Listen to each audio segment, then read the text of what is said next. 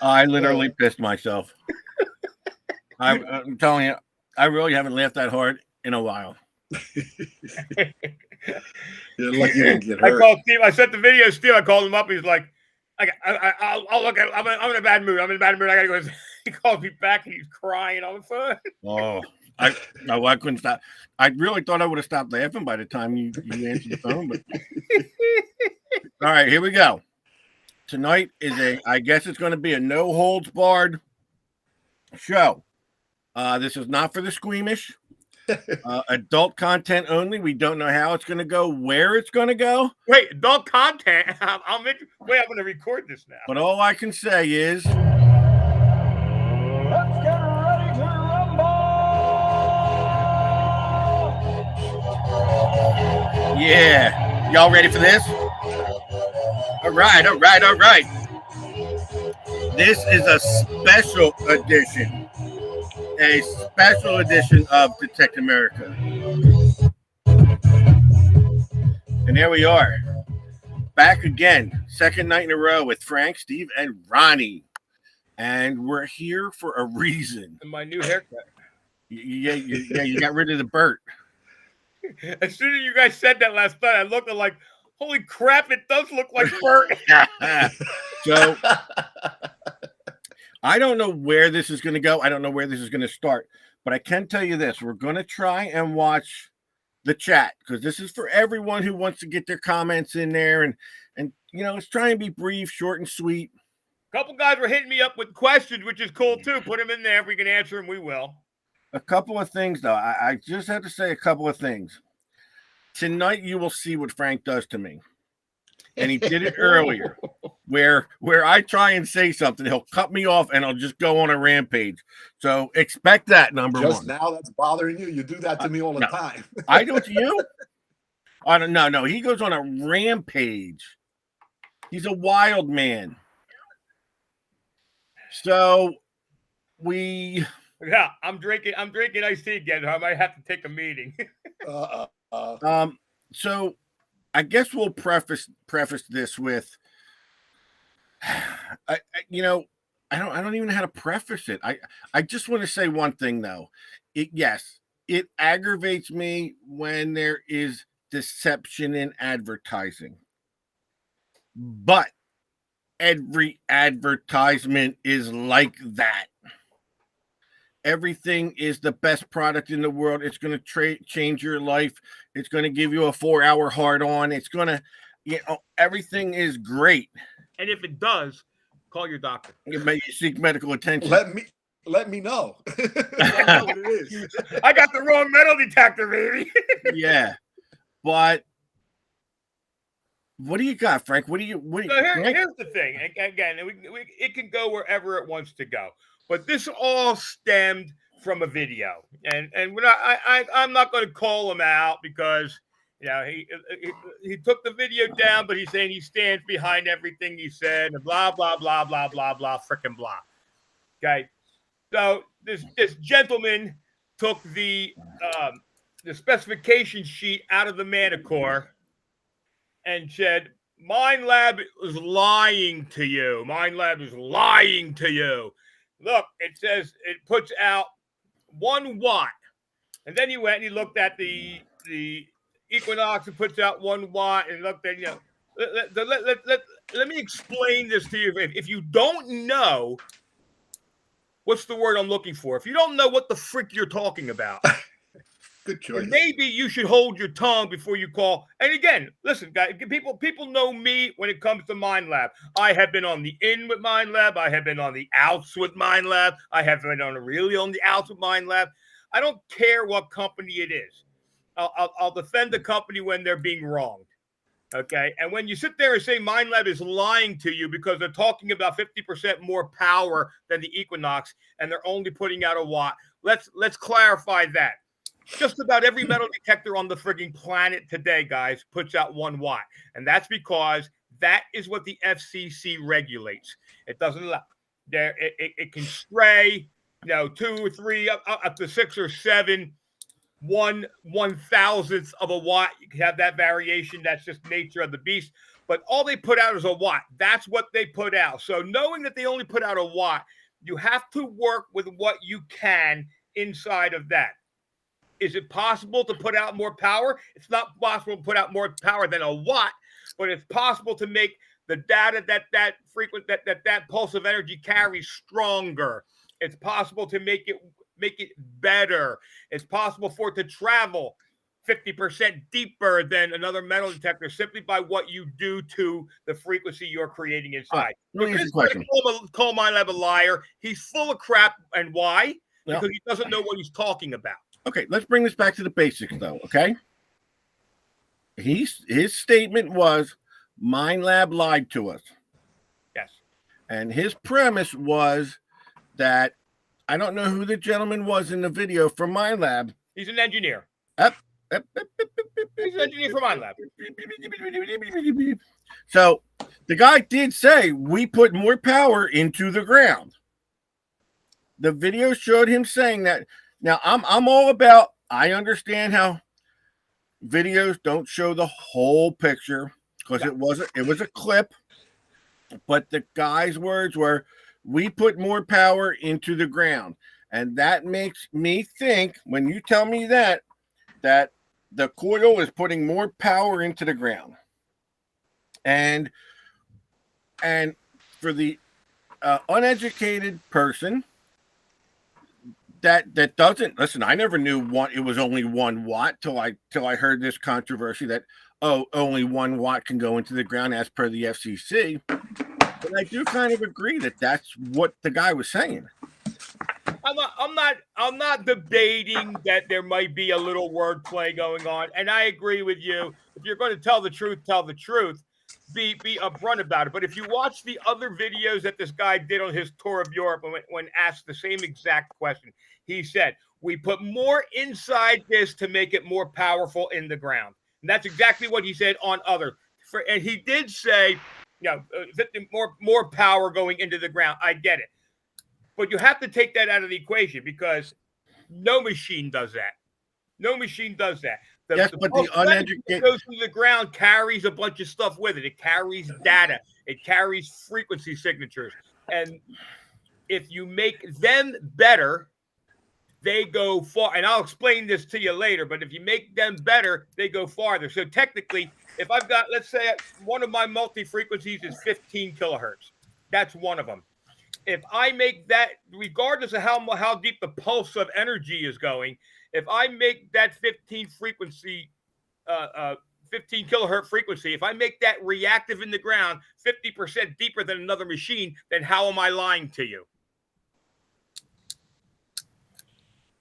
Are you saying it? Are you saying I just totally like your brain twisted me on that. Exactly. So you have this pulse of energy comes out at 1 watt. Okay, and that 1 watt pulse of energy, in theory, if you fired it into the air, it will go on for infinity. It never ends. What causes these things to deteriorate is its atmosphere. When you're firing out of a metal detector, the ground breaks up, the frequency breaks up that pulse of energy and the frequencies that are contained within it. So if you're firing a frequency into the ground 15 kilohertz, by the time it gets to 6-10 inches, it's probably been torn apart by the ground and it doesn't work as well anymore. If you make that frequency stronger, and by stronger I mean just simply better built, a stronger frequency, more things in it that make a frequency, that frequency will go farther into the ground before the ground can tear it apart.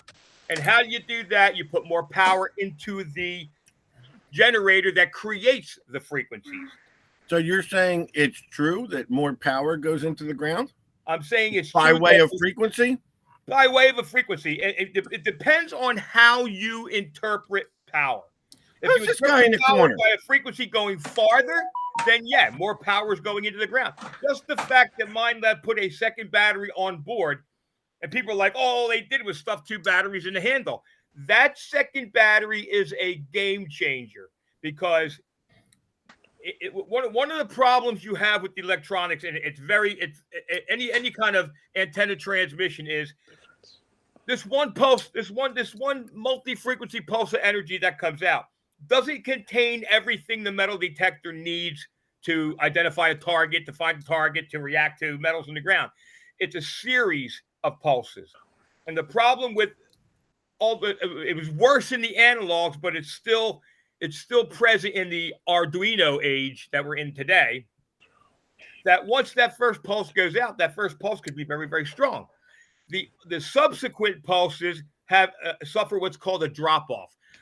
It's powering everything. It used up a bunch of energy to throw out that first pulse of energy, and everything behind it is weaker now. And that creates bad frequencies. That creates frequencies that don't hold up to the atmosphere. And how do you fix that? You put more power, 50% more power, by the way, in the handle, so that you have plenty of power to continually power these pulses of energy at the same rate the first one came out. If you can't drop off, the frequencies that are being generated and traveling down this pulse are stronger. They hold up better to the atmosphere, and therefore will travel farther before they deteriorate into being non-effective. Do you think MindLab got carried away with their advertising of the Manicore prior to its release? Because we spoke about this and it said it was going to do everything. It gave the magical words, more power. I'm just taking, I could look it up. I'm just going to take it off the cuff. More power, deeper, better separation. It'll cook you breakfast in the morning, and you'll have the best sex of your life if you have this machine. I mean, come on now. Ronnie wants that damn Manicore. That was one thing that I even pointed out when it came out, that there was a lot of advertising tactics. Let's put it this way. When I everything that they said the machine was going to do is what got me excited, because these are all the things that guys that know these machines know that this is the stuff that we've always wanted machines to do. Does it do it? I haven't found anything that they said it can do so far that it hasn't done. However, that being said, and I'm not trying to throw MindLab under the bus, because I've got 2 weeks in this machine, 3 weeks into this machine, and that's not long enough for anybody to be an expert. Trust me. I'm not finding it as easy to quiet down. I'm finding quirky stuff. Like I'm in Florida. I dig a lot in the ocean. The best saltwater program on the Manicore that I've used so far has been their dirt program, has been their all-terrain trash reject. It reminds me of the CTX, and this is all stuff, and maybe when I tweak it out, the other ones will be better. Well, but it's not as straightforward, the best machine money can buy. But we have two different conversations here. Go ahead. One is about the advertising, and one is about the review. And I agree. You know, I like the way you do reviews. You have not jumped out there too quickly, saying boom, this and this and this about the machine. You're not out there hyping the machine without knowing it. And are there people out there giving reviews before the machine even came out? They were doing that. And you know what? Not to blow smoke up my own rear end. I've been doing this for 37, 38 years. I'm not claiming to be an expert on any machine that comes out before I know that machine like the back of my hand. I can't say that. But I do a lot of these reviews. I do a lot of these tests, and I'm going to tell you, there ain't nobody out there. I don't care. There ain't nobody out there that's going to go online and claim themselves to be an expert on this. One of the reasons is I do think down the road this machine's going to need an update. I do. I think there's a little bit of offsets between their modes and where some of what the machine can do should fall in those modes. The machine is deeper and small. Again, everybody knows how I like the CTX, how much I love that CTX 3030. This machine is seeing targets, locking onto targets at the same depth that the CTX is capable of going to, but smaller than the CTX is capable of seeing. How about, so you feel at this point, do you believe there is a possibility that your review will conclude that the machine does go deeper than most, maybe even the CTX, the Knox? I mean, is this machine going deeper? Again, and to put myself out there a little bit, there is no now. Again, I can't talk about the new Knox because I don't know. But I don't mean the new Knox. I'm talking about the old one. without a shadow of a doubt, without any doubt Okay. in my mind, this thing exceeds the depth of the Knox.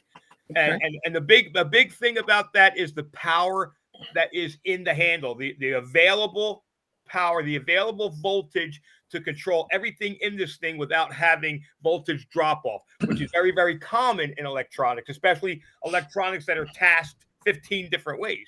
Why 1 volt into the ground? I don't get it. 1 watt. Wow. Okay, that too. I said 1 watt, 1 volt, not 1 watt. Why what? What?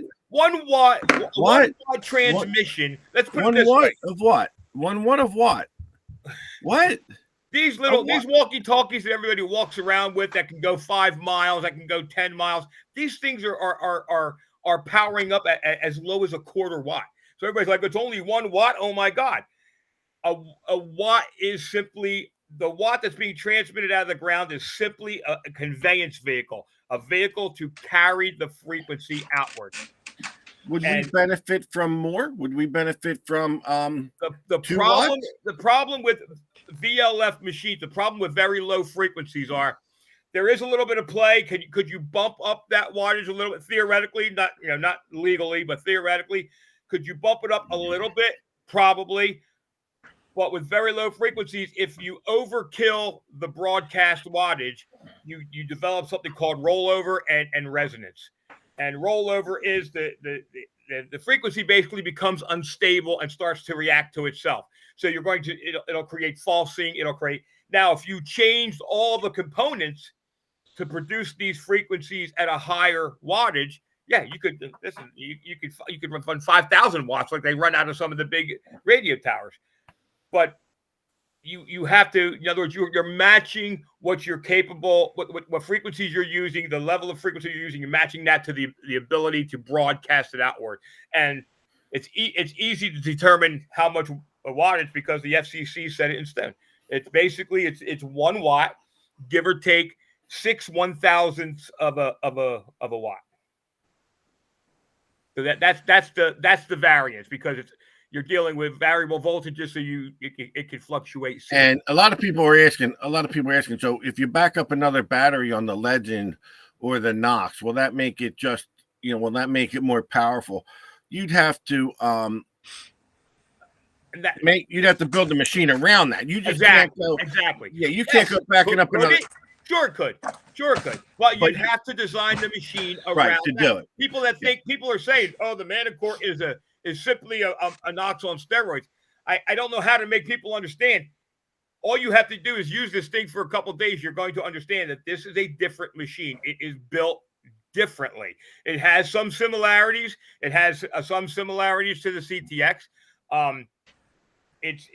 It's not by any stretch of the imagination as quiet as the CTX is, but by the same token, the CTX can't find stuff this tiny, this small. It just doesn't see it. Again, but finding something tiny ain't the biggest thing in the world to me. No, but that it's not speaking to what I'm finding. It's the fact that if I have a machine that'll find a flake of copper, 20 inches deep, a quarter of the size of my pinky nail, that power is going to do a lot when you're finding a coin at 10 or 11 inches deep. There's more power feeding the dynamics of this machine and when it goes to separation, when it goes to identification, the more quality the frequency is, the farther the frequency can travel. The shorter distance that frequency has to travel, the more data can be collected and put back into the machine. It's like a sound system. You don't test your sounds. You don't test your old stereo systems by how loud it can go. It's by how good it can go low. If it works great loud, it's probably going to work great low with better quality because you lose all that effect of potential distortion and stuff the ground can cause when the frequency is at its limit. All right, so I got a question for Ron.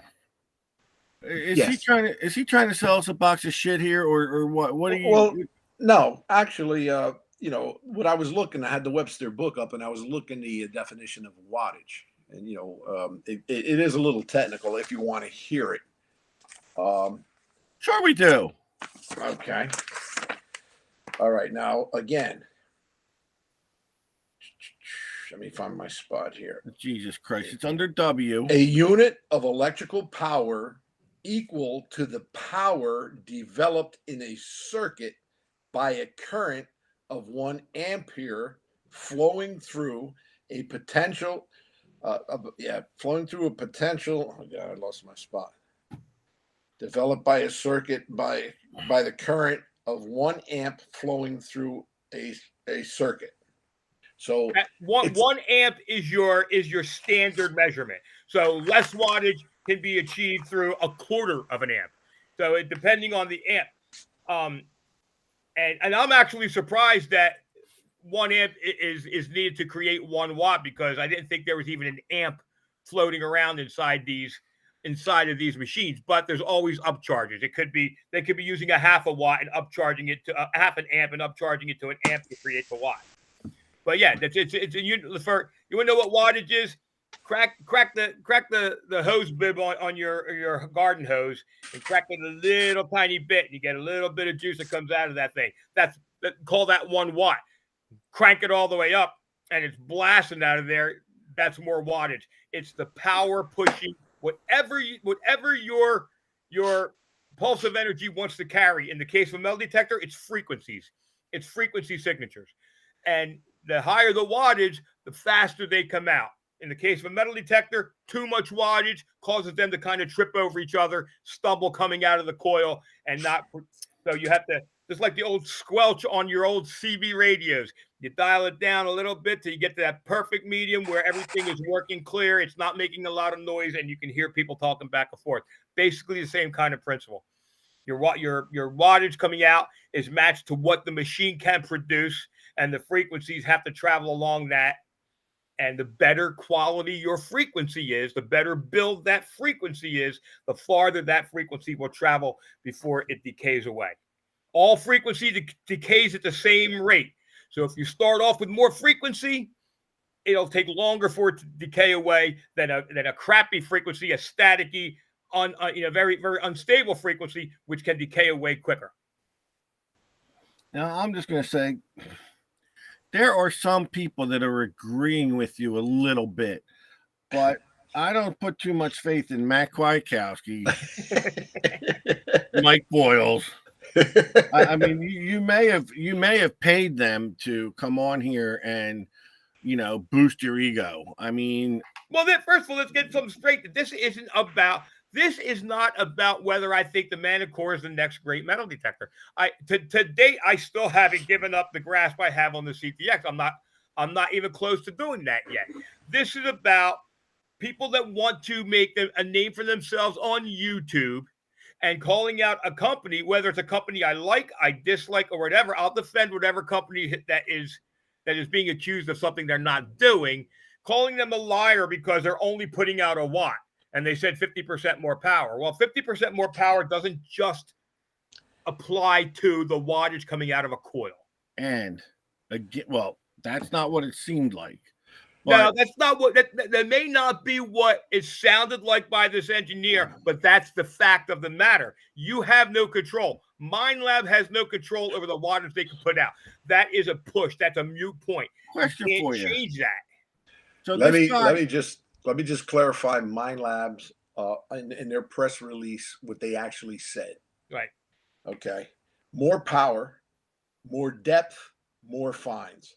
There you go. The heart of the Manticore is its supercharged simultaneous multi-frequency engine. That is what their press release said. Wow. Okay. But I'm having deja vu. Isn't that what I said? Hold on, Hammerhead. Right. Absolutely. You're right. Hold on, Hammerhead. Hold on.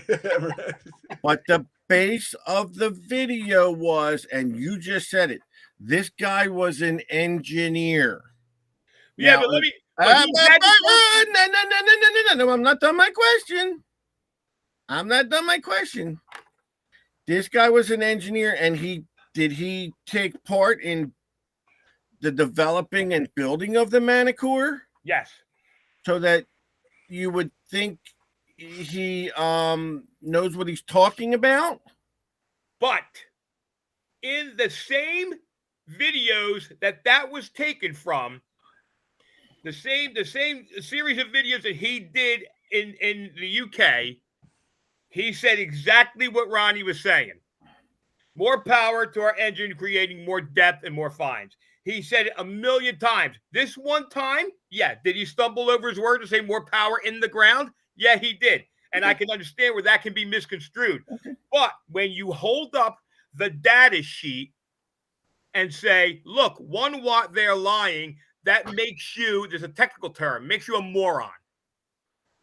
How technical is that term? You know, I think it was actually, that term was developed in my hometown of Vineland. And Vine Land, you got people going, off, man. I think in the chat, people are all fired up. I love it.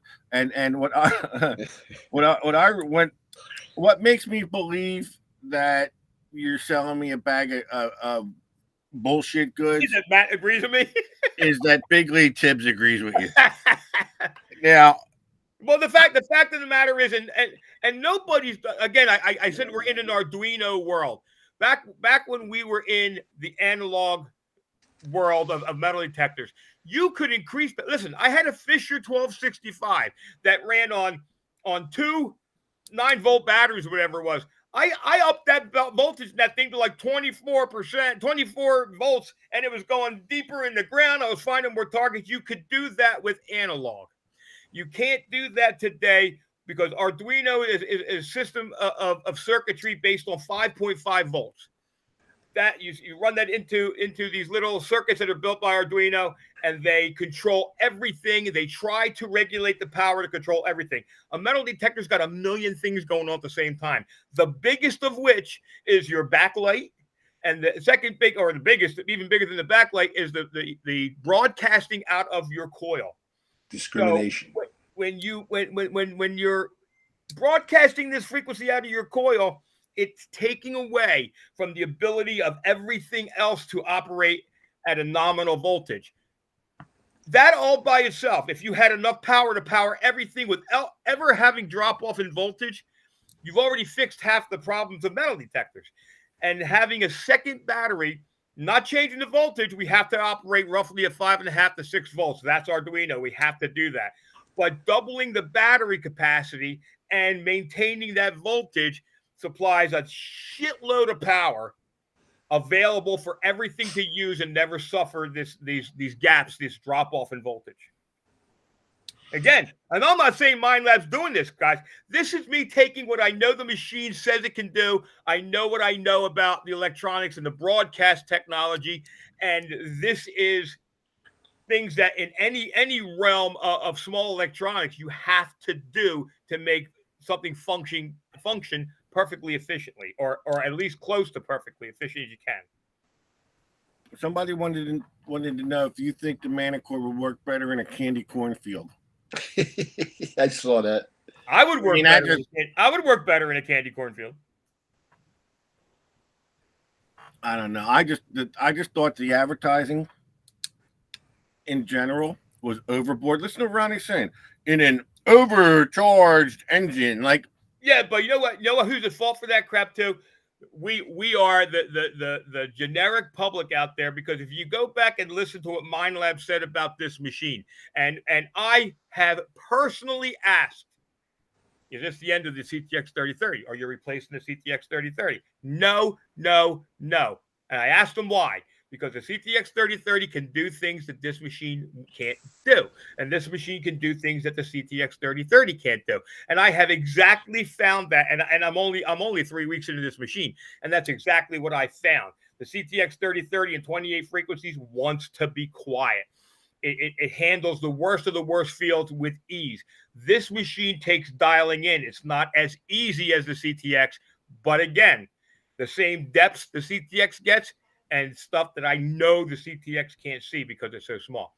And that translates into better target ID, better popping at targets when they're at shallower depths if it can see it at these deep depths. I don't know.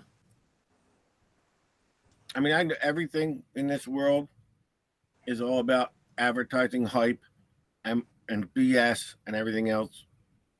And it seems like Mind Lab, you know, when they made the Equinox, was it? And the guy comes parachuting in with it, advertising tactics, and I know it's just normal. Listen, I know it's normal. I tell people every week it's going to be a great show, even though that you're going to be on it. And of course, we have to do. There's a little bit of fudging in advertising. You have to be able to separate out, you know, the BS, and there's going to be BS. There's going to be BS in every bit of advertising. See, that's where you're wrong.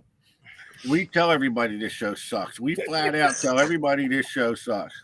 I'm actually trying to find what the voltage is on the battery of the Manicore, and it doesn't state it anywhere. It's 5.5 to 6 volts. 5.5 to 6, because they don't make a statement anywhere in their advertising on the. And they increased the capacity by 50%, but they did not increase the voltage. So it's being run parallel as opposed to in series, which is putting out the same amount of voltage, just a lot more available to use. Increasing what? Wait, you just said increasing the capacity, or what are you saying? Increasing the capacity. The batteries have to be run parallel as opposed to in series. In series would make it 12 volts. Parallel makes it still 5.5 volts, just a lot more of that 5.5 volts in reserve to use. Now I'm gonna believe you on this, I guess. He's telling the truth. He's telling the truth. If you've got more, verify that. If you have more power back here, what does it matter if only so much comes out here? Because when you have to, if you have one battery, one 5.5 volt battery, and that battery is powering the system that generates the pulse of power coming out of the coil, it's also generating power for your backlight, for the numbers on the screen, for the processor to process the information. The pulse that comes out of your coil isn't boom and it's done. It's a series of pulses. It's a series of segmented wavelengths that have to be as strong behind the first one as the first one, or else the frequency dies off. And the secondary information that you're trying to get back to your computer starts to die off. It starts to become erratic, and you get pulsings, or you get signals that disappear on you. And one of the reasons that the machine can lock on so good is because the last pulse coming out of that coil is as strong as the first pulse coming out of that coil. Well, you always told me with the CTX that it didn't matter how strong your battery was, the power was going to be the same. And so I've never told you that in my life. Ever. Shut up. Never. I've never uttered those words to you ever in my life. You're flat out lying. Why would I lie about that? You told me that no matter how weak the battery gets. No, that's not what I said. What I said is, in digital technology, there's a minimum amount of voltage that is needed so that the system can operate. When the battery drops below that voltage, the system will shut off as opposed to getting bad. This is different. The battery has plenty of power. It's just not enough to constantly run everything at the same level. If you have a pulse of energy that comes out, that battery power may dip. It'll come back once that task is over, but it'll dip. And that dip is what creates weaker secondary pulses of energy coming out of that coil, and that can translate into limited depth, in limited ID, falsing, targets that vanish on you. What the Manicore with 2 batteries does is now there's enough power for everybody to share that the pulse of energy comes out, and the system doesn't want to dip because there's plenty there. Okay. Now, when that 5.5 volts drops below a certain level, can't produce that minimum voltage, the system will still shut down. We got a question from one of our viewers, Brandon Carmichael. Is the battery not TSA compliant? Yes, it is TSA compliant. The battery, the lithium ions, are measured by weight. you're allowed to have so much weight of lithium ion in the battery. Right. You can fly with these batteries. You can ship these batteries. Every box MindLab sends us, the dealers, through the UPS system or the FedEx system, has to have a verified label stating that the lithium ion meets the requirements for being shipped. So that's by plane or by road or however they get here. Even when they fly the machines in, sometimes from where they're manufactured, they have to meet that volume of lithium ion in order to which is TSA. So that answers the TSA question. I'm trying to read questions and if we can answer. Yeah, I'm trying to too. Like I said, we're trying to read the chat as much. Dave Cruikshank, that's kind of what I was asking before. Can I produce 1 watt with less than 1 amp? Can I produce 1 watt with 0.5? Can I upcharge what needs to be upcharged to still produce that wattage? You know what would be great? Your And I don't answer? know if it's going to be something possible. If we could get a MindLab engineer to come on our show one day and kind of explain this to us. Yeah, absolutely.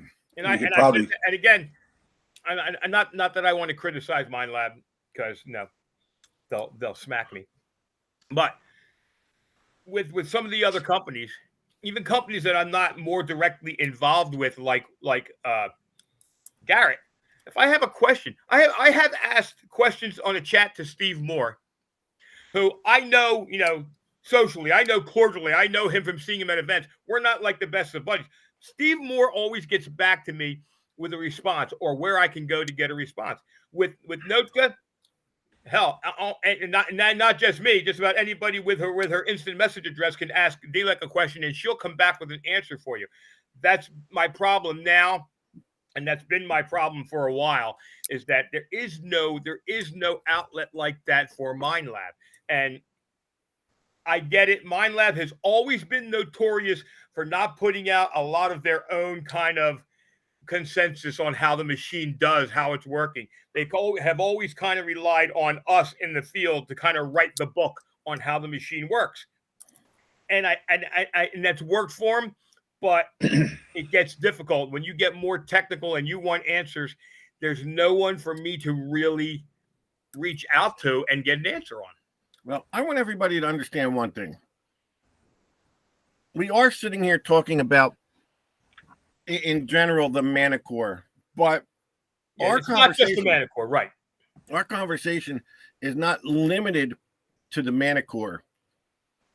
We were talking about a video that came out. I'm kind of talking about the advertising for the Manicore, but this can also relate to almost every other metal detector out there that comes out.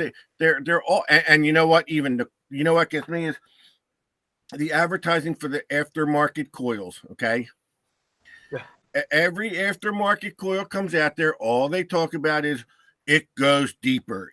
Every one of them comes out, and this is what makes me mad. And I will not use an aftermarket coil.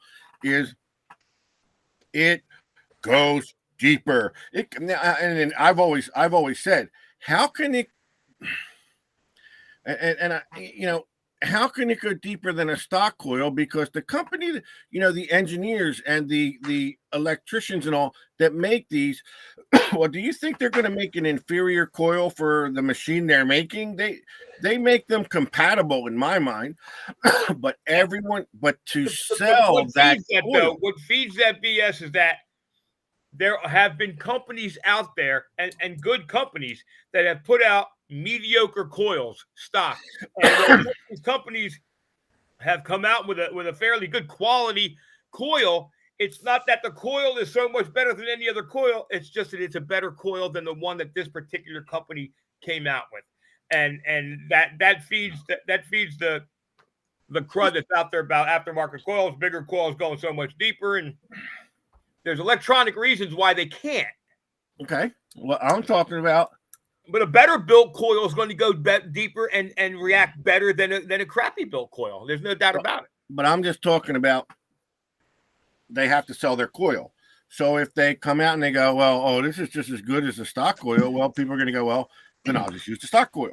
So they've got to make people believe, give them the impression by buying this coil. Yeah. Well, I know that I was a big believer, and I'm not calling them crappy coils, guys. They're very, very fine coils. I was a big believer in coil tech. And having the guy having the guy on our show gave me access to some of the newer coils that they were coming out with. And I was a big fan. I couldn't wait to try them. And I tried them, and I tried them against the Mind Lab coils for the CTX, CTX upward. Mm-hmm. And let me tell you what, guys, I had the coils in my hand. They were mine. They were given to me. And if they were what the claim was, I'd be using them on my machine. And I went back promptly to the stock coil from Mind Lab, because that particular coil is every bit as good or better than the stock coils. By the same token, aftermarket coil on my V3i and aftermarket coil on a number of my white machines worked great, worked better than the stock coil.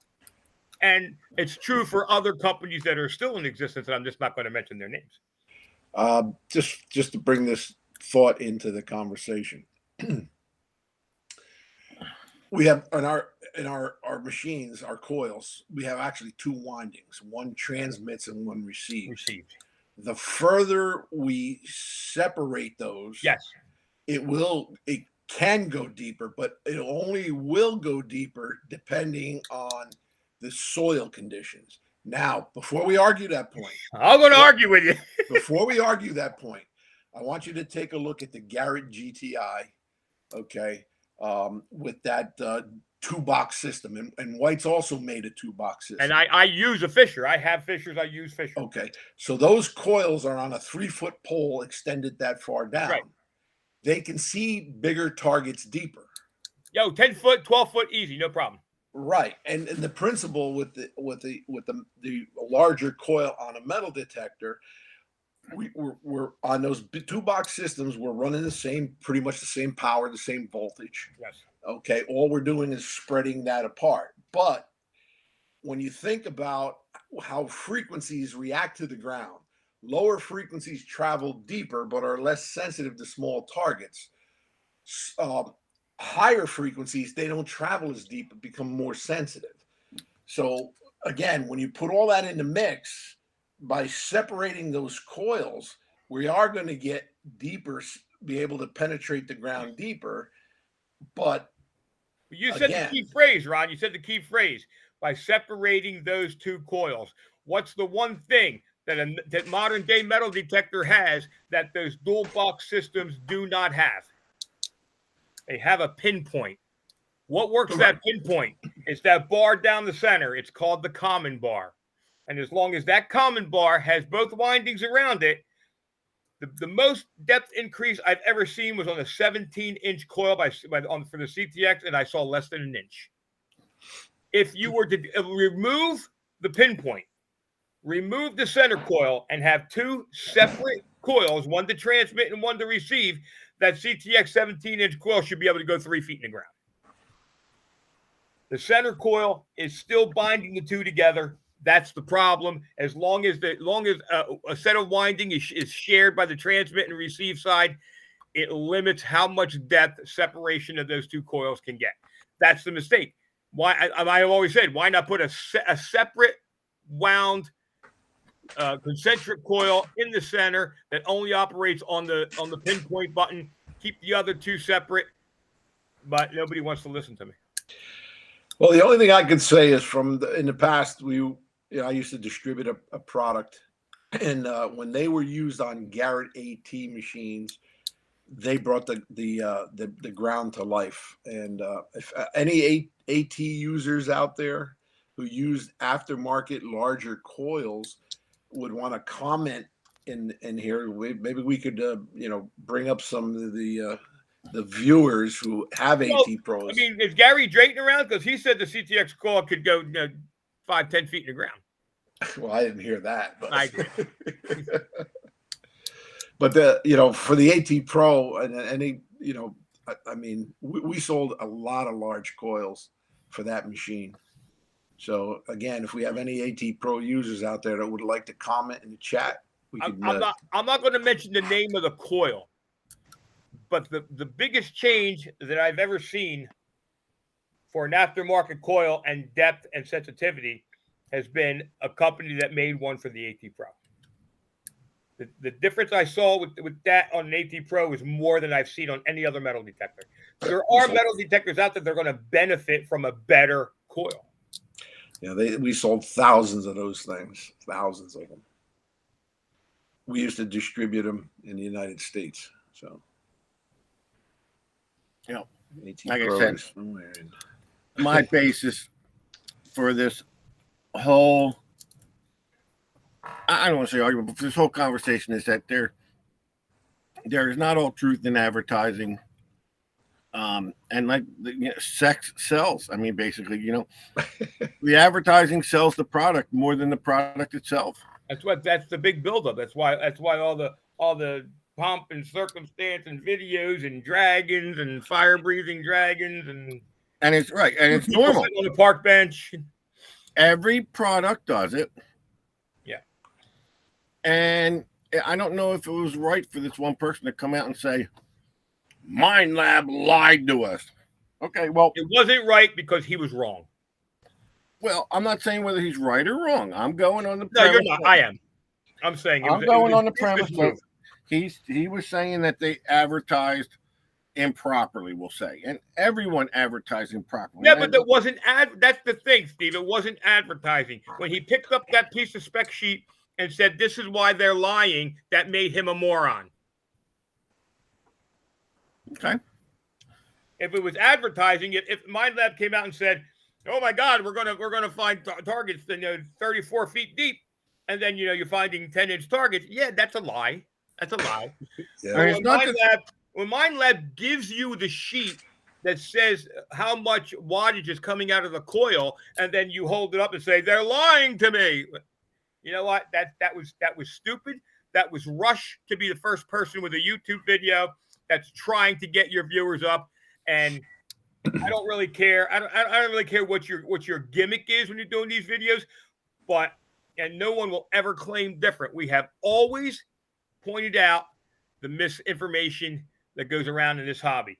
And whether you love Mind Lab or whether you hate Mind Lab, whether you love the Manicore or you love the new Equinoxes or whatever, if you're putting out BS to benefit yourself, then I'm gonna call you on it. I'm gonna call you on it. You know what I mean? I've used Mind Lab since I first started detecting. I like their machines. I love their machines. They've been very successful to me. I'll swear by the CTX in the dirt. I'll swear by it on the beach, but I just prefer some other machines on the beach besides that. And they make great machines. There's no question about it. I also think that they are probably maybe the leading company in technology.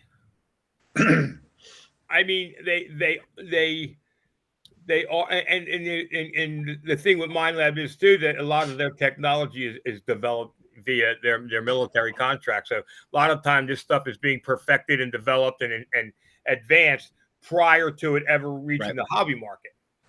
Right. Well, I think pretty much, it's very difficult. I mean, we talked from the knowledge that either we have or what we hear or read, but the fact that Mind Lab has like 50 engineers on staff. Yeah, I mean, you know that these guys, if they're making whatever statement they make or made, I'm sure they wouldn't put their reputation on the line. And the thing was, Ronnie, that when you see this guy make this statement, they were throwing questions at him, and he was coughing up answers, and he wasn't given an opportunity to think about it. He had already stated it properly in prior interviews on the same day. This was one of those things where, he answered it a different way, and it came out wrong. For sure it did, but he was answering the same answer a different way. I'll tell you something. I'm going to take what someone just posted and kind of twist it a little bit. and it is true. It's not just the machine; it is the person using it. What it is proven kind of by when me and Frank go detecting together. We're both using the same machine. And why is Frank finding, I'll say, more, maybe better targets? I mean, you know, we're out in the field. Frank's banging out silver coin, silver coin, and I ain't finding nothing. And I've always said it's from the years of experience. I mean, that's a huge part of this the hobby. machine. The machine could be giving me a signal, and I'm missing it. The biggest thing that I find with youngsters coming into this hobby is that you run into a problem in the field, a circumstance you don't understand, and years of experience tell you how to work around that. And if you don't have that, then you're kind of at an impasse, and you have to figure out what's wrong. There's no substitution for years of experience, for sure. These new machines are trying to kind of level the playing field when it comes to that. Because I have sat there and I'm not saying I'm frustrated. Was frustrated. I'm just going like, well, Frank, how are you finding this stuff? And I'm not. And I'm talking about the one time we went on that trip, and you came home with 18 silver coins, and I came home with none. And I'm sitting there going, you got the same machine, and we're next to each other, and yet you're finding all this stuff, and I'm not. There's a lot of factors that can play into that. Sure. A lot of it could be your hearing. Are you hearing the same sounds?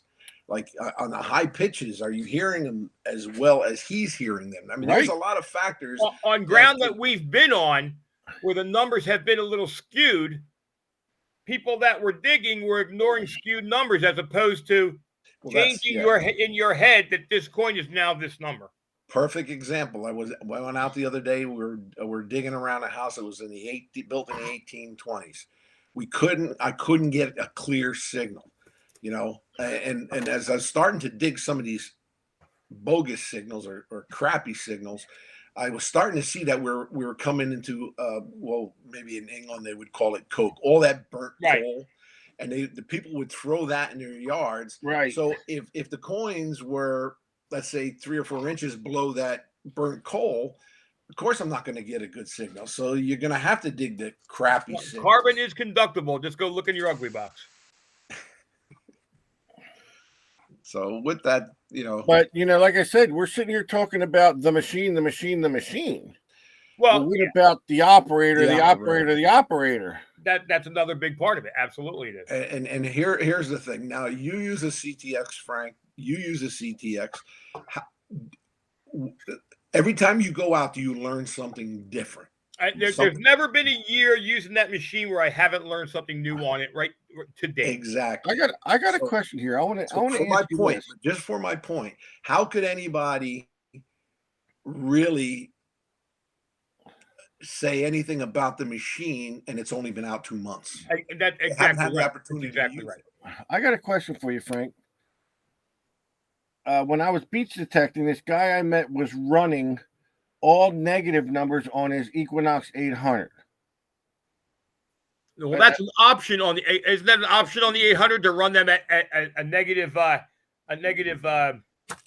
the hell are they called? Basically, they have the accept all iron, and then if you're in a field with a lot of iron, you're going to see negative numbers. Yeah, you run over negative numbers. Basically, negative numbers means don't dig, and positive numbers mean dig. Right. Anything positive above 0 is going to be non-ferrous. That's correct. He said he was running all negative numbers. I don't know what that means, but that would be news to me. Yeah, I don't quite understand what he's gaining from. The only thing that I can think of, if it makes any sense, and I don't know why they would do it, they would go into the menu. If you're running five tone, turning the iron tone all the way up and turning all the other tones all the way down. And there's one setting that you can run at a negative level. What the hell is it when you threshold? Well, the threshold just brings up the threshold. Exactly. Running your threshold at a negative level, I don't see where it's going to benefit you. I don't know. I you know what I thought? He was digging up fishing weights and finding gold. In the negative, is that gold? gold can pop in the negative numbers down there. I don't know. I don't know about that.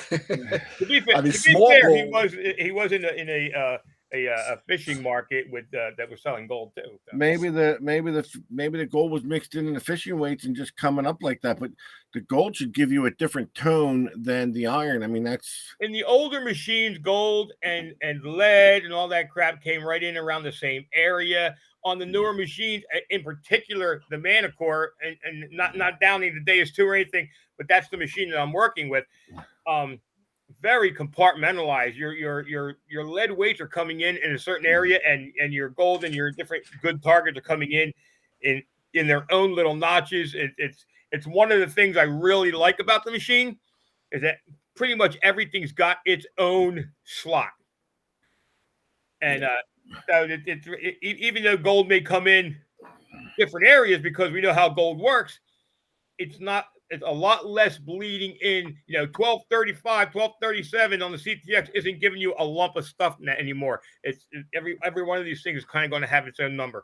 Single numbers, and the 12 is that center line, basically runs across the center. I want to shift gears here and kind of touch a topic that kind of takes what we're talking about a little step forward. Mike, go ahead. Along with people believing or falling into the advertisement, the hype. Well, now it seems like everybody wants to go on YouTube and get the latest reviews, get the quick reviews, and first is the important thing. Yeah. As we're talking, there's anyone out there that'll throw a review, a rant, a rave out there, and as much as we're falling for the advertising, we're falling for these people's reviews. Yeah, absolutely. And that's where this video came to light. And it's not just it, we're talking about MindLab, and it applies to all detectors. Well, the same thing with this video. This applies to a lot of people out there that want to be product reviewers, or what the hell is it called? Detectspert? No, not a detectspert. No, I want to be a reviewer. Influencer. An influencer. There you go. An influencer. I'm gonna bring this out in the open and of how we were talked about by an influencer who said, stop talking about the ugly box on my page, because until I get one and can give a review of it, then I don't want to hear about it. Which meant that this person wanted an ugly box given to them so that they could do a review of it. The key to that is if something's given to you and you review it, I don't care. Oh yeah, well, I'll be honest. If you buy it and you paid for it and you give the review, you're giving the review on facts. Exactly. Okay. So that's bullshit. The thing was, we choose who we want to do the reviews of the product. And a lot of the rants and raves you got about the ugly box was from people who purchased it and saw it proven itself. But this person, I don't know what they think. They must, all of a sudden, they're a big influencer. And I want to be an influencer because I want people to give me things, and I'm going to talk about. That doesn't mean you know what the hell you're talking about. Well, you can't give a true review if it was given to you. I don't that's care. Why more and more of these companies are handpicking the people. Not just that this person had no experience with ugly box, whatever. They thought that they were such a big influencer that they deserved it. Yeah, exactly. And then you're gonna, but that's what these people want. They want the notoriety. They want to be a YouTube sensation. So I'm gonna be an influencer, and I'm gonna be the one that tells you what's good with this product. Oh, a new detector comes out, so I'm going to open the box and tell you what this. Do you know why I don't do metal detecting reviews? And if you've been watching this show tonight, you understand I'm a moron. I still think Okay, my I don't know what opening the box video was the best on the Manicore. I don't know what the hell I'm talking about, so I'm not going to come on here and go, well, this machine and it does this and I don't even know what the hell these machines do. I'm the first one that tells you that. But I also think that that's why coming into Detect America when I did was good, because I was a newbie and I was asking all the stupid questions. And I'm still asking the stupid questions because I don't know what the hell. Andy Savage comes on this show and I'm like, listen, you took the words out of my mouth. I still call him. But I'm a turn and go guy. I turn it on and I go. And there's a lot of people. I represent a good portion of people out there metal detecting, because not everybody knows what these what do you call it, frequencies and settings. No, exactly. And they don't know what the hell they're doing. So when somebody comes on and says they're lying, and most people don't know what that even means, all it does is reflect badly on the company that they're talking about, whether it's true or whether it's not. So if it's not true, then it should be called out. But whether I'm saying understand all the frequency crap or not, it still should be called out. I went out there and I watched some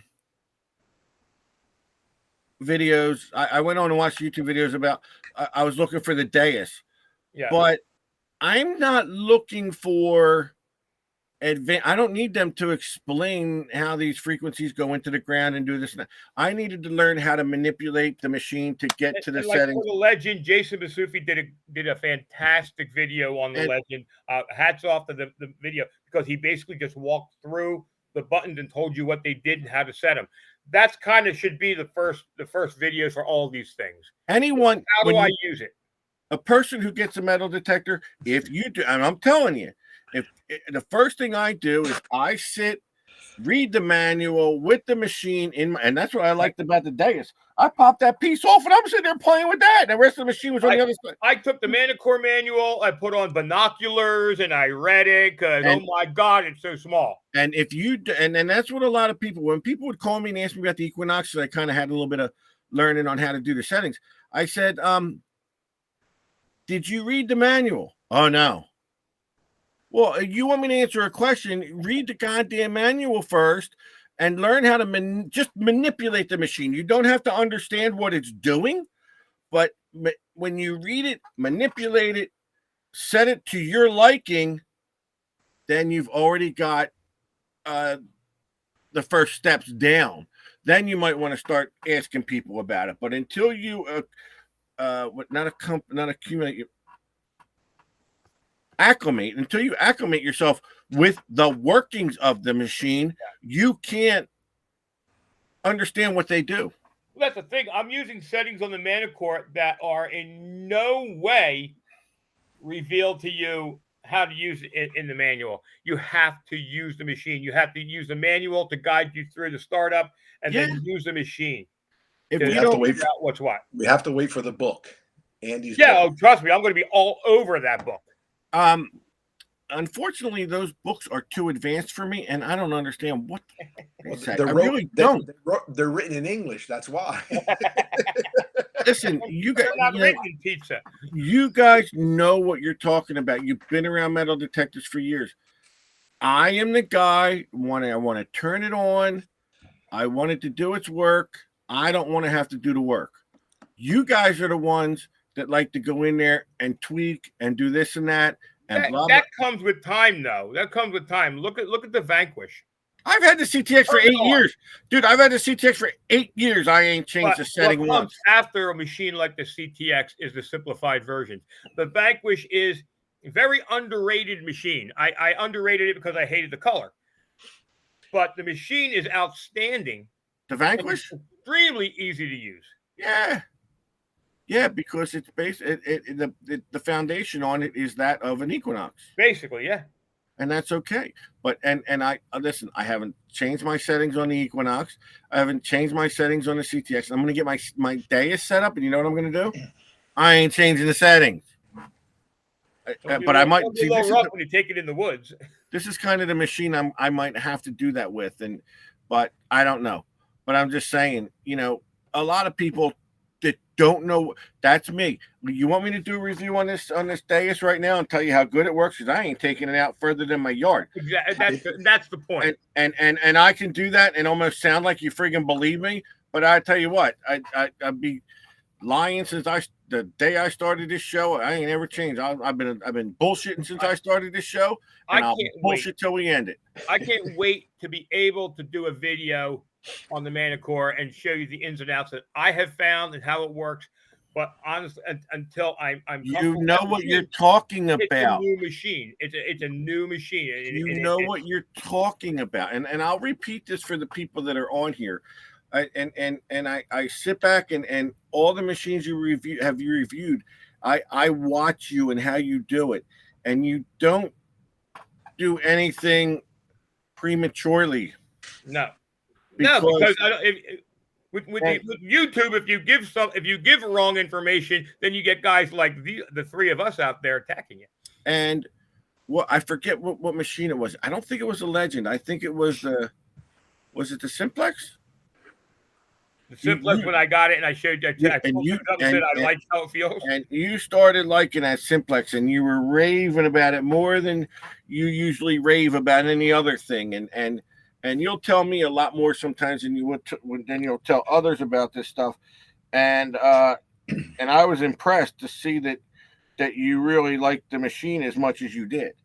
Yeah. And for the price, I'm not comparing a Simplex to a CTX 3030. But you can't do that either. You can't. In that price range, what that machine gave you, I was thoroughly impressed with it. Yeah, but you can't compare an entry level machine to a experienced level machine.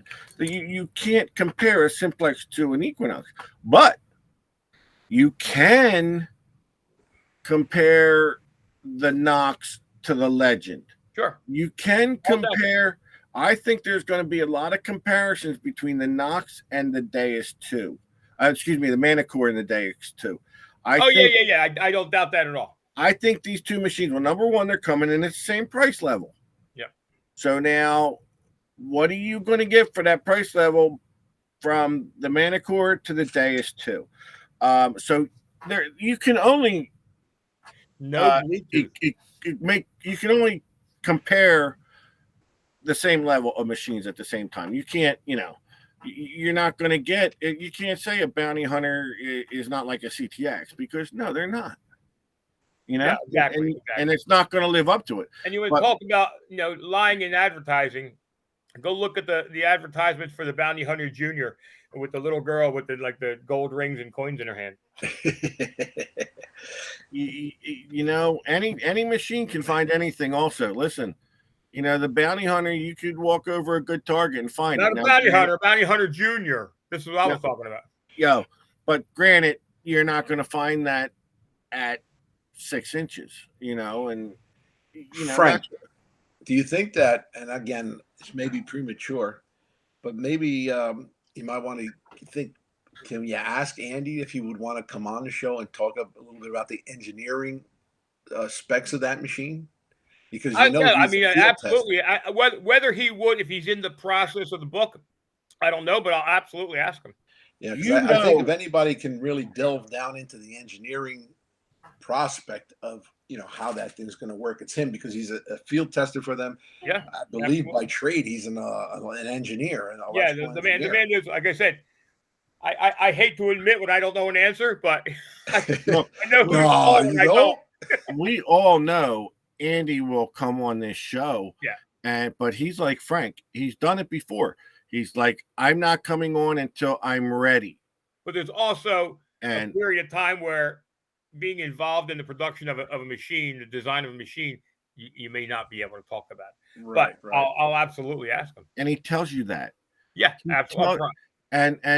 But he can still answer your question without. Right. Because but that's what I'm talking about. There's people like Andy that when they speak, we listen. When I talk, nobody listens. Because because what I'm saying is 99% crap.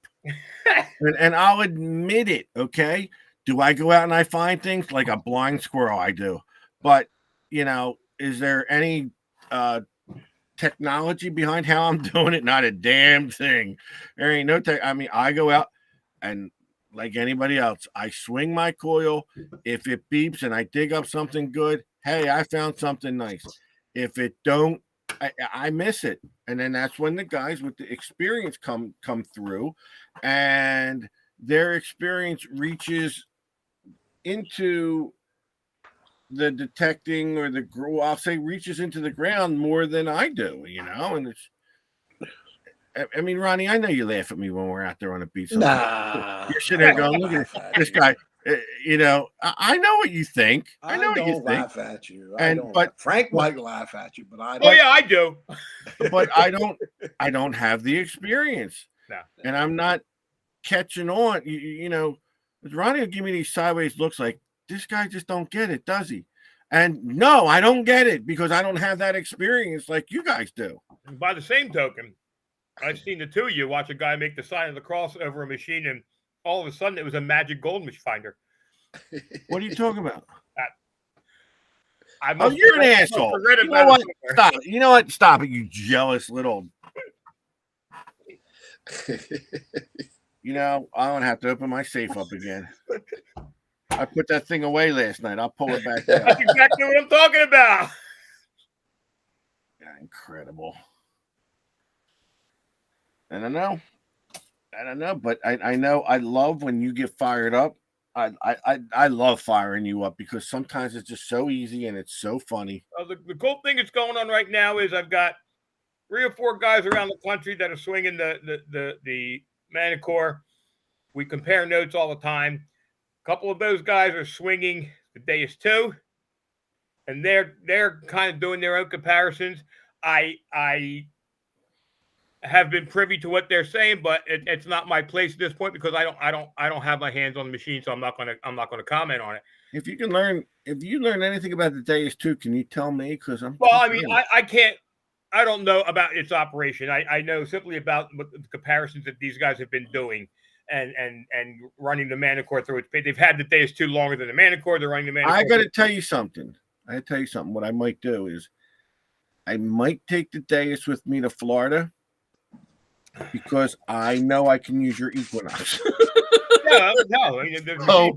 So if I've got the Deus there and I know I can use your Equinox, because if I haven't grasped the Deus by then, I'm going to the Equinox on the. I'm going to say this: I highly recommend KG and Ringy shovel.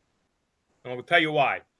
I went to Home Depot today to buy paint, and I was dying of thirst. And in the line was a little soda machine.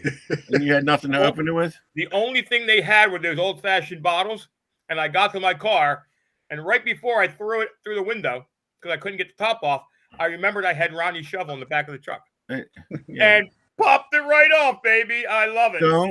Don't diss my boys KG and Ringy.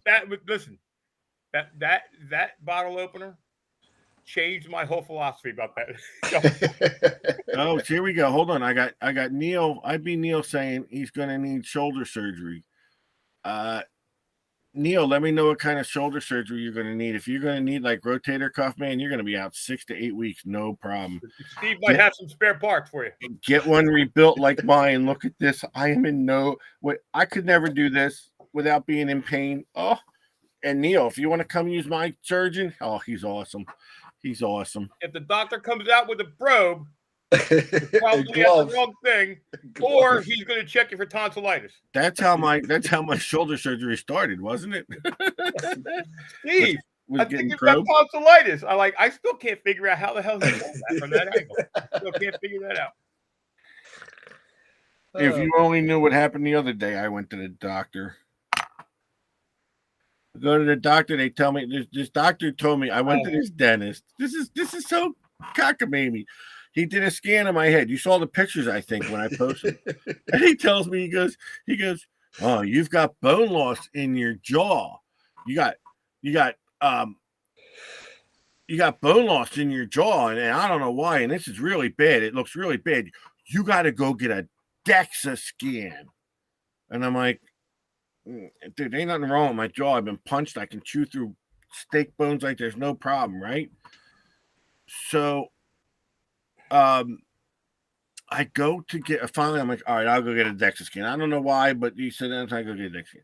So I walk into the doctor's place the other day. I don't know if Jen Foreman is still here or not. She might know about this, but I walk in. I go, I'm here for my DEXA scan. She goes, okay, come with me, and she hands me a gown. I go, what's that for? She goes, I need you to take everything from the waist down off. I go, no. I'm here for my jaw. I know, why do I got to take this is everything that every time I go to the doctor, I go, Doc, I got a hangnail. He goes, take your pants off. Every time I go to the doctor, new medicine, brother. Everything starts at that angle. Everything. So they're going, well, we don't do DEXA scans of the jaw. And I'm like, well, what do you do? I mean, the doctor tells me I need my jawbones go bad. They go, well, if we do a DEXA scan, we do them of your hip and your spine, your lower spine. And then if there's something wrong with your bones, we'll know. Again, this is what we're saying. You're going to look at my hip and tell me there's something wrong with my jaw. So you know what I said? Yeah. I said, you know what? Look up your rear end and go, oh, you have a cavity. Yeah, exactly. So I said, you know what? Off come the pants. Let's go do the DEXA scan. It's already been approved and paid for. I would look for another dentist if I were you. This guy, I'm telling you, but you know what? I thought he was good. He was a good dentist and he was smart. But I did come in. I think the dentist did know. And I think that is how you check for problems. It may be in my jaw. I don't freaking know. Maybe I'll get Jen Foreman to look at it when we get down there. Yeah, maybe. Just what she wants. She can do I'll bring my keyhole camera. She can do a DEXA scan on the side of the beach and look at my jaw. I don't. Dude, they should be able to see your bone structure from space. Seriously. The International Space Station can tell, huh? I heard when Cooper was going over, he was like, oh, is that the Great Wall? Oh, no, it's Steve. That's messed up. You walk right into him, though. How am I supposed to do? Let him go? Every time I go to the doctor, they gotta strip. I got a headache. Take your pants off. Why? Take a gander at it. Yeah, she'll take a gander. Yeah, just it was so funny, but I did find out that was I don't know. Yeah. And then they called me today and they said my bones are good. Yeah, no shit. My bones hold this body up every day. Do you think they're weak in any way? I'm like, lady, I know my bones are strong. Trust me. So, well, we put an hour and 20 in on this topic. It was. I think maybe Monday, Ron will make the announcement for the new add-on for the ugly box. Yeah, we could. Well, I got them in stock now. So, do I have to take my pants off? Oh yeah, for the first one, you do. Ugly box gets upgraded. Take your pants off. Check your continuity with the electricity in the ugly box. Frankie's got something up for the ugly box. Making it better. Always. Are we working on any guests? Do we have any guests coming up? Well, other Debbie was the last one I had lined up, and then yeah. All right, we'll have to figure something. Look, we would have saved. We would have saved. Robert, we're supposed to. I got to get back in touch with them. We would have saved this topic till Monday, but we figured it was too far out. We had a guest last night. The topic was hot. We come on here and do a show. John Bradbury would love to come on. He's been asking me. I said I would mention it to Frank. So I'll miss that night. I like John. John's a good guy. Yes, he is. Is there something about a new Quest multi-machine? I never even heard of Quest. Somebody was saying that Andy is testing out the new Quest. I got to tell you, it's a damn good little machine. If they're coming out with a multi, I love to see what that thing has to offer. I never heard of a Quest. And Quest is a good little machine, man. Yeah. Yep. And somebody said they think it's coming out with a multi. That'd be awesome. Elaine, you must have missed the beginning of the show. Elaine wants to know how you rolled over the trash cans. I misstepped off of a ladder, Elaine. I didn't trip over the trash cans. I fell 20 feet trying to catch myself, and the trash cans broke my fall. Elaine, But don't worry, he's okay. He landed on his head. The trash can. The cement's not Hey, fine, but he landed on his trash head. can may have problems, but Play that again. Put that back on there. Play that again. This is so fun. This is funny as hell. wait,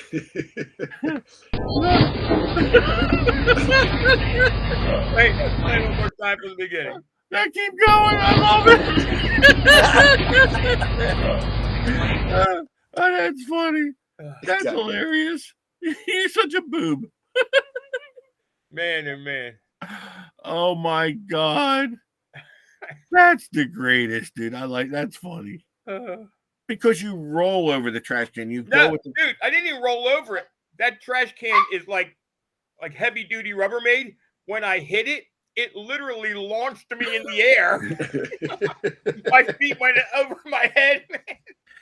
That's some shit, man. I love it. It's good we can laugh at each other, man, because dude, we'd have killed each other if we couldn't laugh at each other for 9 years. However long we've been doing this damn Of course, show. the first thing I got to do is I download the video and I send it to Steve. He's like, no, I won't put this online. I got to be careful. I'm going to be next. I know it. And I'm going to fall somewhere and friggin' You fall all the time, dude. I know. Ain't nothing new. That's why everybody thought it was you that fell. Because I know. They also, I well, thought it was because, you. I said to posted it wife, on my "You personal fell." page. And the funny thing is, people don't read. They just go and they watch the video and they don't read. But I'm due for one, I think. I'm worried.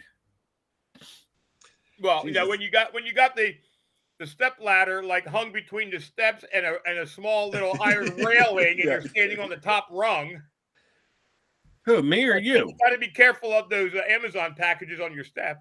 Oh, you're talking about me? Well, listen, I'm no. No, he didn't slip. He was. If you looked at the picture, there was a ladder there. He did what we all do. He thought he was on the bottom step, but he was 2 steps up. So that when he thought he was going to hit the ground with his foot, he didn't, and he went back. That camera only picked up a certain last amount. 5 seconds of it, so there was at least another 5. And I was like this the whole time going back until I dove into the trash That can. would have been good. I know. I thought maybe I'd get the whole thing, but I didn't. Oh, and by the way, remember when I videoed you and I didn't have the microphone going? Yeah. Oh, you can turn that microphone on and off. Oh. I found out how to turn the microphone on, and I was so mad today. I'm like, I wish I knew this a week ago. But that was funny. Tell Rochelle that she's got one coming. I don't know if he saw the video. I'm gonna have to send it to him and ask him if they recognize the front porch. Yeah, really. That was funny. That was classic. God. Take the phone with you. No. Somebody's knocking on your door. Take your phone with you. Why? Yeah. I'm talking to you on the computer. Why am I going to take my phone with me? The funniest part was, though, you never even questioned her being at your door for the ugly box. Like, because I want another one. I was like, yeah, I got to see yours first. That was funny, too, because you were arguing, man. You're like, I want to see that one first. I don't care how big your husband is. I ain't giving it up. Yeah, and I'm laughing my ass off. How often does a beautiful woman come into your door and complain about an ugly box? Yeah, and he's entertaining it, right? Down the street, like. Not like, would you like to come in and talk about it? No. No, she was angry. I wasn't inviting her in. I heard she was checking you out. You had no shirt on. I heard she was checking you out. You think this is all by accident? This happens, man. The hard work goes into this. Bad. Yeah, there's a lot of liverwurst building up those muscles. Like a loaf in each arm, baby. Oh, you are not liverwurst when you answer the door. You are not bringing friggin' liverwurst to FH9. Of course not. I'll buy it at the Piggly Wiggly. Jesus Christ, you are not. Ain't no liverwurst happening there. No, I wasn't the only one eating liverwurst. No, I know, and it cracks me up. It cracks me up because everybody's like, had her fair share of liverwurst. Give me some of that. Give me some of that. Dude, I got one for Christmas, a whole one for Christmas, and that sucker was gone in like 3 days. I know. Now I realize what your problem is. I make liverwurst omelets. Oh Oh, you man. just gotta fry it a little first and then put it in. Yeah. So there was no one in the neighborhood that saw you do that. There was no one out there. Dude, it was like 3:00 in the afternoon. They were in bed. We were asleep for the night. Yeah, they were out for the Yeah. Blue Plate special at 3 in the The afternoon. all you can eat was in full force, baby. That's the end of the night down there. I felt bad. There's a Russian woman and her husband that moved down here, and they have a little dog. And my dog and her dog, they love each other. So yesterday it hit about 83, 84 degrees here. And I met her in the street. We're walking our dogs, and she goes, "Oh my God!" She goes, "I can't believe it's this hot already. I hope it doesn't last long." I was like, "This is a cool day." I said, Wait till August. September and October it was 105. Oh, are they going to stay? They're going to stay forever. It's as hot as it gets. Are they year round? Are they year round? Yeah, they just moved here. Yeah, From August is gonna Siberia? kill them. from Georgia in Russia. Yeah. Georgia. It's cold there. Yeah. And it don't get cold where you're at. No, well, I mean, gets Did a you little, ask them if gets a they little walked over nipply the at about border? 53. How the hell did they get out of Georgia? I thought they weren't allowed out. Well, Georgia, I think, is still sovereign. They just walked over the border in Mexico. That's how they got here. Not Georgia, United States. Oh my God. Georgia and Russia, Ukraine Yeah, area. I know that, but they're all coming over through the border. And then you know, they don't got have to bust. fly in no more. And they got bust to Florida. They got away. DeSantis was going to send them up to Martha's Vineyard, but very nice, very nice people. This is what happens when we don't have a topic. What do you mean? We talked about metal detectors for an hour. Yo, we should I have know, been it is. talking about metal detecting for a year now. Look what happens when we throw the topic. Look what happens when we're done talking about the topics. It just goes right on. Real quick. And it always starts with my medical ailments. Or Frank's bathroom stops. Hey, I'm making a coffee table book. And take pictures of them all. I'm surprised you didn't take a break yet, Frank. No, he You were did. drinking all No, that you know iced what? tea. Because I went right before. No, he got up. He got up and went somewhere, didn't you? No, I got up and got a water. Oh, water. Okay. Waterloo, strawberry water. There you go. That looks good. Well, look, it's time for your Prevagen.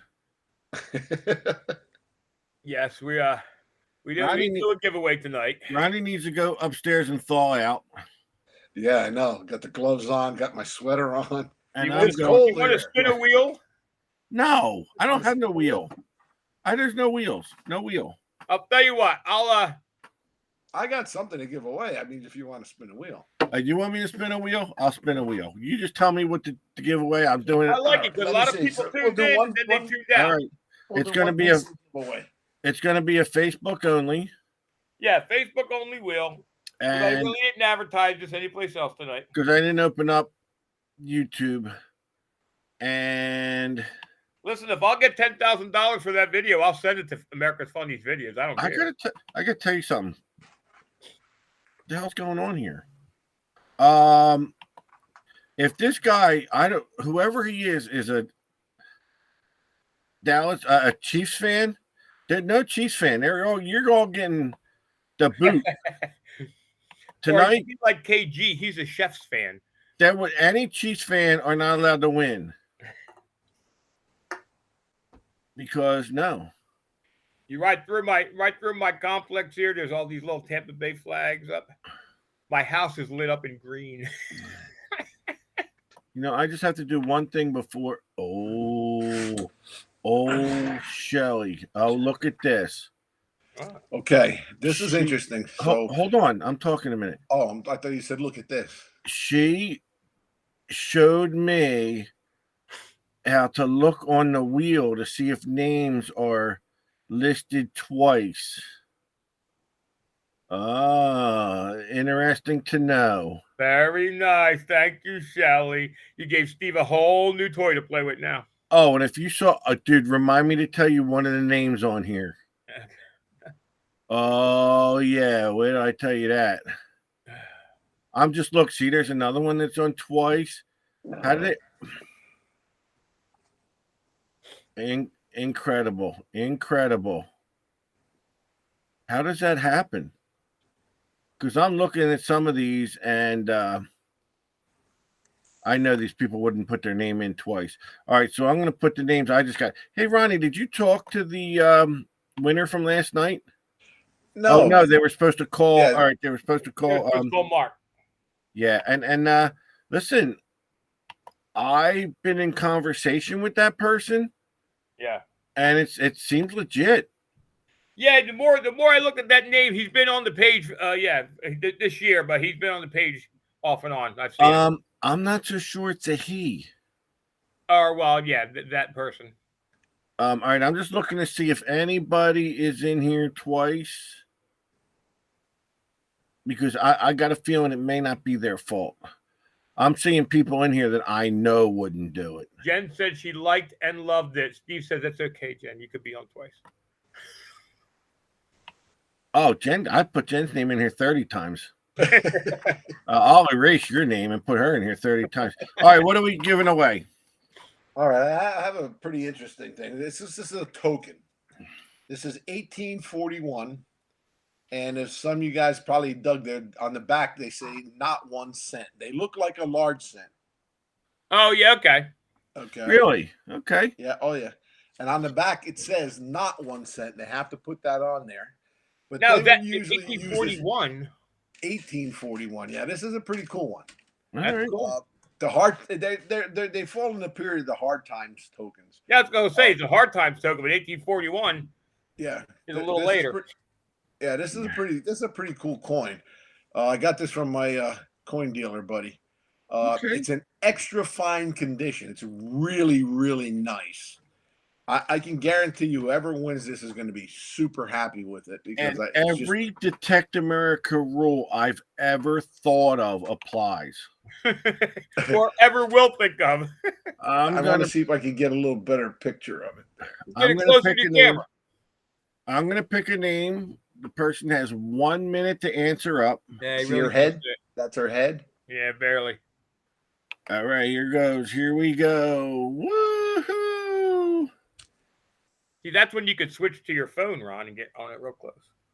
I actually have a camera here. I got to hook it up. I bought my camera. All right, Brandon Carmichael. He's from Florida, right? He's our I believe so. FH9 friend, right? Yeah. Yes, I'm actually waiting for him to get back to me about those coils. Well, guess what? If he answers up within 1 minute and he's not a Kansas City Chiefs fan, Brandon, you have to put Go Eagles. Go Eagles. That's the response we want. Yep. You have to answer up within 1 minute and say Go Eagles.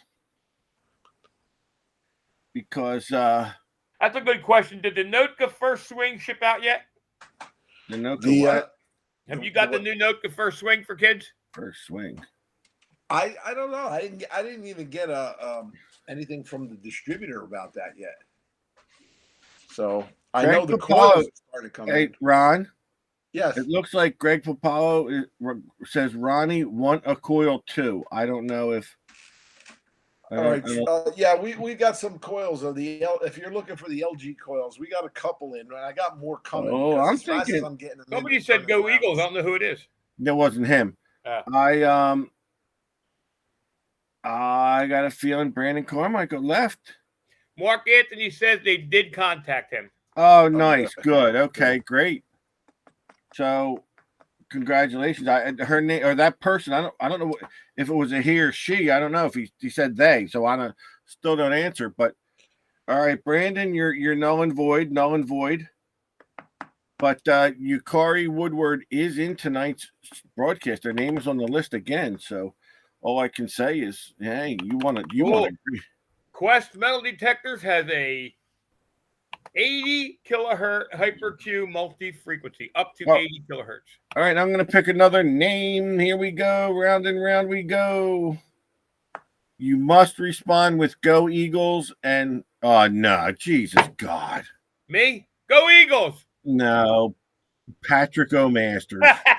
Wait, him saying Go Eagles is worth it, though. Is he an Eagles fan? I mean, I don't think so. I think they're probably Cincinnati or Cleveland.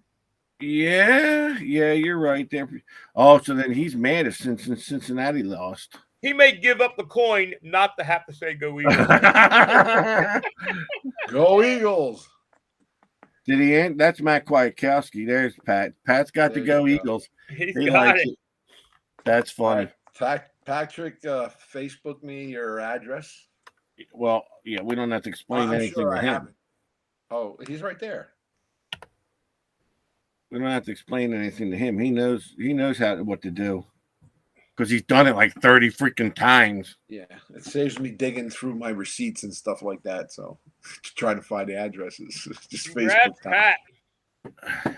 Yeah, you're gonna definitely like this. This is a beauty, man. I tell you, I really impressed with it. So, it would be. I'd like to see Pat come to FH9. That would be so cool. He'd have such a ball. Him and Susie, it'd be nice. I know. I'd love to see him come down. Yeah, you know what? And I haven't seen him for a couple of years. just to give If you it wasn't for Wheel of Fortune, I wouldn't know what he looked like. Just to give you a little about these tokens that said not 1 cent. Well, of course, they weren't legal tender. That's why they had to put not 1 cent on them. So some of them, when you find them, people scratch the word not off them. Right. And you can actually see where it's scratched off. This has the not on it. So it still says not 1 cent. Here's That's cool. what we got. Here's what we got. We've got Michael Baumhoff. That's who I was talking about. He'd still rather have a rattlesnake bite him in the nuts. Down with the Eagles. Did he say that the other day? Yeah. Well, guess what? That's all right. Because you know what? When we beat up on the Chiefs, it's okay. Oh, dude, I am not like that. I so wholeheartedly know we've got another Super Bowl. I got a bone to pick a little bit. I understand. I thought that's what the whole show was about. I understand being a fan of your hometown team. I do. But when you say that Cincinnati gave the game to the Chiefs and the Chiefs quarterback basically had one leg. No. Really, guys, you couldn't give the guy credit for winning the game on one leg. Seriously, he played. My man was limping the entire game. Robert Dix, we are still alive. We giving anything else away? Frank's hair. What you do with the hair? You want to give that away? I took locks and strategically sent them out to people in a mug. And it wouldn't surprise me. That wouldn't surprise me. All right, then we're saying goodnight. We're saying goodnight. We're saying goodnight, guys. Next week. Woo, all right, Ronnie. See what we're doing. All right, man. Gentlemen, have a good night. It was a blast as usual. I don't have a clue what we're doing next week, so I don't know. We'll figure something out. I'll call John Bradbury up. He keeps asking. It might be. Yeah, let me know. Let me know. I'll call him. That's all. And, I'll be over here like. Be nice. Get the real John Bradbury, not the guy that hacked him. All right, Frank, just get us out of here, man. All right, guys. We'll see you Monday.